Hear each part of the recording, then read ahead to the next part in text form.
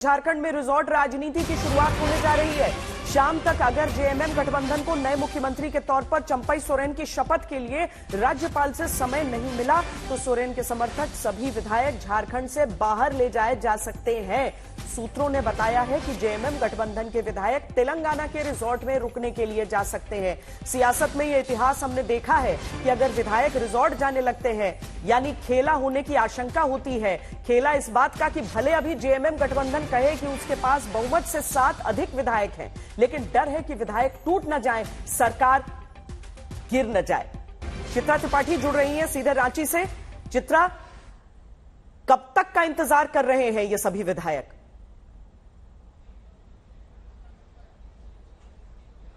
देखिए, दोपहर 3 बजे का वक्त राज्यपाल से श्वेता मांगा गया था, लेकिन अब तक राजभवन से कोई वक्त नहीं दिया गया है। इसी वजह से डर का माहौल इस वक्त सता रहा है। जो सत्ता पक्ष के गठबंधन में अभी तक लोग रहे हैं, चंपई सोरेन की ओर से बाकायदा राज्यपाल को खत भी लिखा गया है, लेकिन अभी तक कोई भी जवाब नहीं मिला है। इस सब के बीच बीजेपी के खेमे में जिस तरह की बैठकें शुरू हो गई हैं, कल 11 बजे औपचारिक बैठक होगी, लेकिन अनौपचारिक चर्चा लगातार जारी है। भारतीय जनता पार्टी भी अपने भविष्य को लेकर हर माहौल टटोल रही है। बीजेपी से ही डर सता रहा है इस वक्त झारखंड मुक्ति मोर्चा और कांग्रेस के विधायकों की खरीद फरोख्त का। इसी वजह से उनको यहां से बाहर ले जाने की तैयारी की जा रही है। अभी सभी को सर्किट हाउस में रखा गया है और वहां पर छोटी छोटी 3 गाड़ियां भी रखी गई हैं बसेस की, ताकि वहां पर उनको बिठाकर या तो सीधे राजभवन लेकर जाया जाए अगर वक्त मिलता है तो, नहीं तो सीधे एयरपोर्ट लेकर जाया जाएगा। हालांकि मौसम ने भी खेल यहां पर बिगाड़ दिया है, क्योंकि जो जहाज यहां पर लैंड करके टेक ऑफ करने वाले थे उनकी लैंडिंग यहां पर मुश्किल हो रही है। मौसम यहां पर बेहद खराब है श्वेता। लेकिन मैं आपको तस्वीरें दिखाना चाहूंगी। 10 दिनों की कस्टडी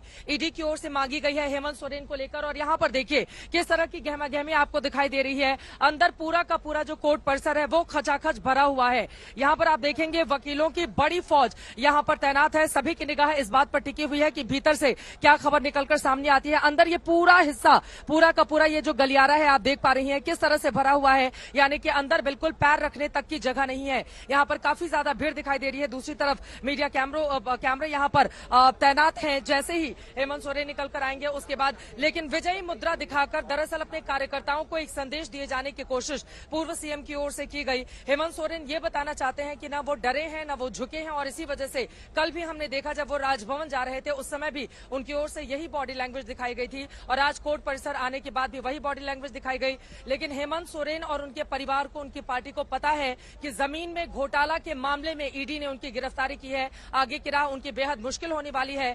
10 दिनों की कस्टडी की डिमांड यहां पर की गई है ईडी की ओर से कोर्ट में। अब कितने दिनों की रिमांड मिलती है ये देखना महत्वपूर्ण रहेगा, लेकिन आगे की राह बेहद मुश्किल है हेमंत सोरेन उनकी पार्टी के लिए। लेकिन यहां पर अभी कोई मुख्यमंत्री नहीं है। ऐसे में राजभवन क्यों देरी कर रहा है? बीजेपी की आगे की रणनीति क्या है? अगर इनके पास पूरे सत्ता पक्ष के पास पूरे विधायक है तो फिर वाकई अगर हम सामान्य शब्दों में सामान्य तरीके से भी देखें तो ये एक संवैधानिक संकट की स्थिति हो जाती है। ये सही है कि अगर एक मुख्यमंत्री का इस्तीफा हो जाता है उसके बावजूद उन्हें कहा जाता है कि ठीक है, नहीं आप तब तक कार्यवाहक रहिए, तब तक आप ख्याल रखिए राज्य का। लेकिन इससे पहले आज तक कभी ऐसा हुआ ही नहीं कि कोई मुख्यमंत्री इस्तीफा दे, उसकी गिरफ्तारी हो जाए और उस राज्य में कोई सरकार ना हो। ये वैक्यूम है कि नहीं है कि स्थिति समझ से इस समय परे है और राजभवन से कोई निर्णय का इंतजार है? चित्रा, हम ये भी समझ सकते हैं कि शायद एक बार अभी की पेशी के बाद अगर यह स्पष्ट हो जाता है कि कितने दिनों की रिमांड पर भेजा जा रहा है हेमंत सोरेन को, उसके बाद शायद कोई निर्णय सामने आए राजभवन की ओर से। बिल्कुल ऐसा हो सकता है श्वेता, सही कहा आपने कि ईडी को कितने दिनों की रिमांड मिलती है ये देखना सबसे ज्यादा महत्वपूर्ण है, क्योंकि बहुत सारे ऐसे सवाल हैं जिनका जवाब अभी ईडी हासिल नहीं कर पाई है, लेकिन अपने सबूतों के साथ वो कोर्ट के भीतर गई है और वहां पर 10 दिनों की रिमांड उसकी ओर से रखने, यहाँ पर काफी ज्यादा गहमा-गहमी इस वक्त देखने को मिल रही है। लेकिन ये बात भी सच है कि यहाँ पर एक तरह का राजनीतिक सियासी संकट भी देखने को मिल रहा है, क्योंकि बिना मुख्यमंत्री के, हालांकि राजभवन अब यकीनन इसको लेकर आगे चलेगा क्योंकि राज्यपाल के पास फिर शक्तियां यहां पर आ जाती हैं, लेकिन बार बार चंपई सोरेन की ओर से दबाव बनाया जा रहा है। कभी वो चिट्ठी लिख रहे हैं लेकिन अपने विधायकों को इधर उधर नहीं जाने दिया जा रहा है। ये माना जा रहा है कि अगर राजभवन टाइम नहीं देता है तो सिर्फ 5 विधायक यहां पर रुकेंगे, बाकी सभी को यहां से दूसरी जगह पर शिफ्ट कर दिया जाएगा। तेलंगाना के रिजॉर्ट की भी बात आ रही है, हैदराबाद में एक जगह माकूल की गई है, इसके अलावा दूसरी भी जगहों की बात निकलकर सामने आ रही है। तो कहां लेकर जाया जाएगा इसके लिए थोड़ा इंतजार करना होगा। लेकिन कुल मिलाकर झारखंड मुक्ति मोर्चा की परेशानी यहां पर बढ़ी हुई है। राजभवन से समय नहीं मिल रहा है और ईडी की ओर से से जो अपनी बातें रखी जा रही है कोर्ट में, क्या 10 दिनों की रिमांड मिलती है हेमंत सोरेन की? हम कुछ देर में उम्मीद करते हैं कि जल्द से जल्द ये चीज सामने अभी स्पष्ट हो जाएगी कि क्या स्थिति है। एक बार जब पीएमएलए कोर्ट से निर्णय आ जाता है, श्रेया चैटर्जी भी हमारे साथ जुड़ रही हैं और अनुपम मिश्रा भी ईडी दफ्तर से जुड़ रहे हैं। सर्किट हाउस से इस समय श्रेया है। लेकिन श्रेया, मैं ये समझना चाहती हूं आपसे कि जिस तरह का ये के सबूत होने की बात ईडी अपनी तरफ से कह रही है और 10 दिन का जो रिमांड है, लग रहा है ऐसा कि 10 दिन के रिमांड पे भेजा जा सकता है हेमंत सोरेन को उन सबूतों के, उन दस्तावेजों के आधार पर इस समय? देखिए बिल्कुल, क्योंकि इन्फोर्समेंट डायरेक्टरेट के तरफ से सिर्फ नॉन कोऑपरेटिंग और इवेजिव होने का दावा नहीं किया गया। उनके पास डॉक्यूमेंट्री एविडेंसेस है जो डायरेक्टली हेमंत सोरेन को लैंड स्कैम केस में इम्प्लीकेट करते हैं।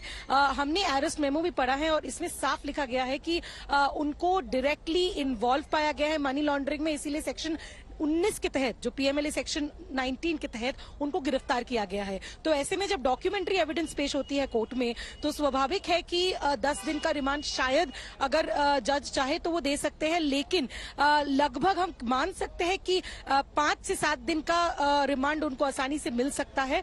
और इसी बीच इंतजार भी हो रही है कि आगे की जो रणनीति है झारखंड में वो कैसे होगी, क्योंकि जो फ्लाइट है वो 4 बजे शेड्यूल्ड आ चुकी है। 4 बजे फ्लाइट उड़ने के लिए तैयार है एमएलएस को लेके।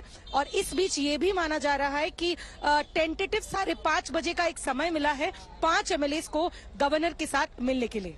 अनुपम, भारतीय जनता पार्टी की तरफ से ऐसा कोई बयान आ नहीं रहा सरकार को बनाने को लेकर, गतिविधियां लेकिन तेज हैं उनकी, ऐसा लग रहा है।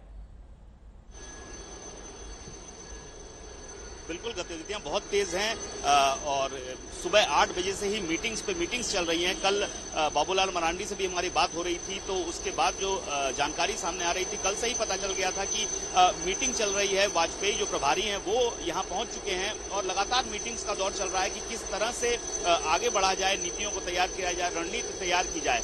लेकिन अभी सबसे बड़ी बात है कि वेट एंड वॉच पॉलिसी बहुत महत्वपूर्ण हो गई है सभी के लिए। इधर जो कोalition है उनके लिए भी वेट एंड वॉच पॉलिसी चल रही है कि गवर्नर उनको बुलाते हैं कि नहीं बुलाते हैं। अगर नहीं बुलाते हैं तो फिर वो फ्लाइट पकड़ के रिजॉल्व पॉलिटिक्स की ओर जाएंगे। वहीं भाजपा की ओर से भी एक वेट एंड वॉच पॉलिसी हो रही कि आखिर हो क्या रहा है, अगर इसमें विलंब होता है, जिस तरह से विलंब हो रहा है, राज्यपाल ने अभी तक कोई न्योता नहीं दिया है।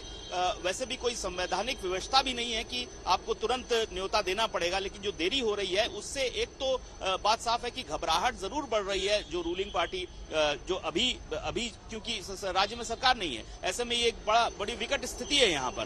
तो ये जो व्यवस्था है और ये जो विडंबना है, ये जो घबराहट है, इसमें टूट फूट होती है कि नहीं होती है, ये देखना भाजपा ये देखना चाह रही है कि ऐसे में कुछ जो विधायक हैं वो टूट कर इधर आ रहे हैं कि नहीं आ रहे हैं। 4 विधायकों के नाम सामने आ रहे थे सबसे पहले कि वो थोड़े संतुष्ट नहीं है, सीता, बसंत और इसके अलावा हेमरम और लिंडा। तो ऐसे में ये देखने वाली बात होगी कि ये धीरे धीरे टूट फूट की ओर आगे बढ़ रहे हैं या नहीं, या फिर ये कामयाब हो रहे हैं सभी को एक साथ रखने में। और अगर वक्त नहीं मिलता है राज्यपाल से तो किस तरह से एकजुट रखना है, कहीं और किसी दूसरे राज्य में ले जाकर उनको साथ रखना है और तब तक वेट करना है जब तक कि राज्यपाल की ओर से न्योता न आ जाए। ये अभी इसी पर विचार विमर्श हर खेमे में चल रहा है। और बड़ी बात यह भी हो जाती है कि राज्यपाल आखिर कितनी देर के लिए टाल सकते हैं, क्योंकि उनके ऊपर ही इस समय दायित्व है कि वहां पर जो सरकार है वो रहे, झारखंड में सरकार रहे। लेकिन चित्रा, इसके बीच ये भी बताइए कि क्या जो झारखंड बंद का आह्वान था उसको लेकर कितना असर दिख रहा है? क्या किसी तरह के हंगामे की बातें, इस तरह की चीजें भी सामने आ रही हैं? जी बिल्कुल, जगह जगह जो झारखंड बंद का ऐलान किया गया था, टायर जलाकर विरोध प्रदर्शन किए गए हैं, जबरदस्त तरीके से नारेबाजी भी हुई है। कुछ जगहों पर इसका असर दिखा है, लेकिन यकीनन यहां पर सुरक्षा व्यवस्था जिस तरह की मुस्तैद थी, कोर्ट परिसर या फिर मुख्यमंत्री आवास या राजभवन या फिर उस हिस्से की बात कर लें जो बेहद वीवीआईपी माने जाते हैं, वहां पर इसका कोई असर नहीं देखा गया है। लेकिन यकीनन हेमंत सोरेन, शिबू सोरेन यहाँ की रूलिंग पार्टी के बड़े चेहरे हैं झारखंड के, तो हेमंत सोरेन के ऊपर ईडी का शिकंजा कसा है। इस वजह से यकीनन झारखंड मुक्ति मोर्चा और उसके जो समर्थक लोग हैं वो हंगामा करते हुए बीजेपी के ऊपर आरोप लगा रहे हैं। लेकिन श्वेता, इस बात को समझना होगा कि आपके ऊपर भ्रष्टाचार के गंभीर आरोप लगे हैं, सेना की जमीन में गलत तरीके से खरीद फरोख्त के आरोप लगे हैं, डॉक्यूमेंट ईडी सूत्र बताते हैं कि उसके पास है जिसमें हेमंत सोरेन का नाम सीधे तौर पर सामने आया है। इसी वजह से उनकी मुश्किलें बढ़ी हुई हैं। बीजेपी का ये कहना है कि जो जनता का पैसा खाएगा उसका यही हश्र होगा, तो बीजेपी की ओर से भी ताबड़तोड़ यहां पर हमले किए जा रहे हैं श्वेता। लेकिन सबसे महत्वपूर्ण यही है कि राजभवन की ओर से क्या समय दिया जाता है तो कब दिया जाता है, भारतीय जनता पार्टी अपने लिए क्या संभावनाएं टटोल रही है। हालांकि 9-10 महीने के बाद यहां पर विधानसभा चुनाव की घंटी बज जाएगी, ऐसे में क्या इतना बड़ा रिस्क लेना चाहेगी बीजेपी की यहां पर अपनी सरकार बनाए। कई ऐसे सवाल हैं जिनका जवाब अब मिलना अभी बाकी है।